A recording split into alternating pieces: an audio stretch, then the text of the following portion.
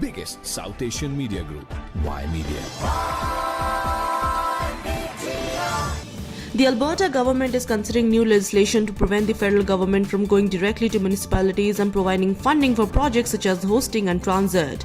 Prime Minister Justin Trudeau announced more funds for free fab construction as part of the series of announcements teeing up what is said to be a housing-focused budget. Trudeau made the announcement in Calgary on Friday with a $600 million price tag. At a media conference in Winnipeg on Thursday, Trudeau also promised to earmark $1.5 billion in funds for non-profits to acquire more rental units across Canada and ensure they remain affordable. As a response to the announcements, Alberta's Social Services Minister Jason Nixon told reporters on Friday that the federal government is overstepping provincial jurisdiction, adding that the provinces are best equipped to deal with their own local housing issues. He said that the United Conservative government is prepared to pass legislation that would stop the federal government from being able to directly fund municipalities or other organizations that are primarily funded by the province. Nixon also said that the federal government does not understand housing problems in rural communities and municipalities or indigenous nations across Alberta.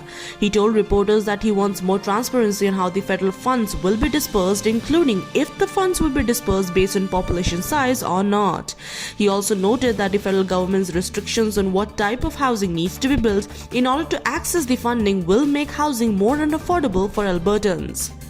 To access the previously announced $6 billion housing infrastructure fund, the federal government said that provinces and municipalities will need to bring in pre-approved zoning for catalog homes and fourplexes.